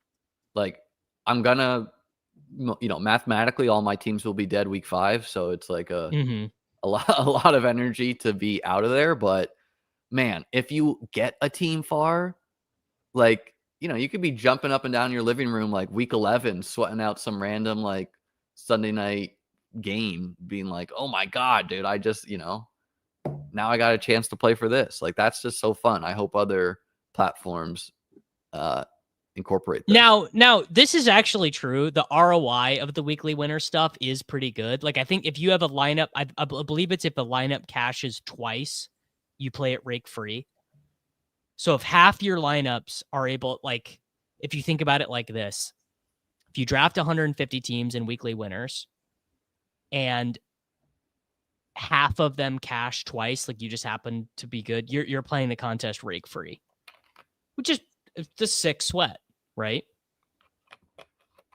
And yeah, and you could do stuff like this. You'd be like, dude, I'm all in on this week 7 Lions Vikings game or whatever. You know, like there are fun things you can do, like that. What's your vibe on the sprint and marathon? I'm not all else equal. I'm not as interested in those ones either. Sprint, I actually do like. Sprint, I think, is really cool because if you are a Podluck complainer, like you don't like Podluck, then the sprint is awesome, right? Because it smooths out that variance and you can get what you want. Again, it comes down to sprint. I didn't draft it all last year. I didn't like the price. It was $50, right? So like to max that was twice as it was almost $7,000, right? Twice as expensive as Best Ball Mania. So click on the fill rates of all these. Let's see what the interest is so far of the sprint, marathon, eliminator. Marathon 3%, sprint 2.9%, Best Ball Mania 9.3, Big Dog 6.1. I don't know how. It's like all slow drafts. I've jumped in the fast. It doesn't fill. Eliminator 6.4. New York, man, they were ready for the puppy. 71.3% on the puppy. Schnauzer 66. Weekly winners 10 point. So actually a decent amount interested in the weekly winners. Yeah, people interested in the weekly winners. I'm interested. I think all of these contests are interesting. It's just a matter of time. It's a matter of being able to apply the stuff I already have in my head. Because like I don't want to draft a contest that I'm using. Well, the marathon is not like the other contests, so like you could say that that's a bad one to be doing at the same time as the other one. You know? Yes. Yeah. It's $30, so double your money for 12 plays. So, guys, we are gonna get Liam. Are you cool to get out of here in a second? Because I have a YouTube video that is so. If you're watching this YouTube video, I have a podcast coming out with my boy, NFL player. He played for the Lions, played for the Saints, played for the Cardinals. If you guys are really into fantasy football, you will remember this name, Zach Zenner. I recorded a podcast with him yesterday, and there's going to be a premiere of that video here in just a moment. Literally, it's going to redirect you. Get that off our screen. It's going to demonetize us. It's going to be on my end. I'm going to have going on over at Beat Best Ball. Gonna have rankings coming for the eliminator later today and for drafters for any total point fiends out there. Got some articles in the work and probably have a ranking update. There's not much news to update the rankings. It's kind of just like moving around players based on whatever. So don't know if I'll have a pure ranking update this week. Feel kind of good about it, but yeah, gonna have all that. BeatBestBall.com, folks. Be sure to like the streams. Be sure to subscribe. We're on our roads to 10K. I'm just trying to catch up to Davis. 2K of his followers are fake though. It's true. That is true. Yeah, I did pay for them. And he didn't pay for them. He just like repurposed the channel or something like that. Yeah, that's on my end. All right, everyone, make sure that you are checking out beatbestball.com. Become a member of Liam's YouTube channel.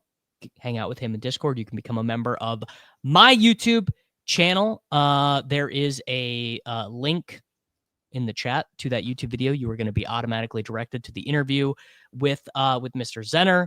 I'm sure Liam and I will be streaming, pretty much for the rest of the week. And we appreciate all of you. And Liam, when are you streaming next? Probably tomorrow, maybe tonight if I fancy. Wow, there you go. So some more Chess Liam tonight or tomorrow. Head on over to the TakeCast YouTube channel, watch that video with Zach. We'll talk to you later. It's Short King Summer, dude.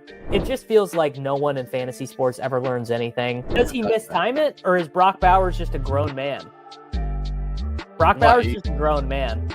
Dare I say, Rich, football might be back. In the words of Lane Johnson, this offense looks constipated.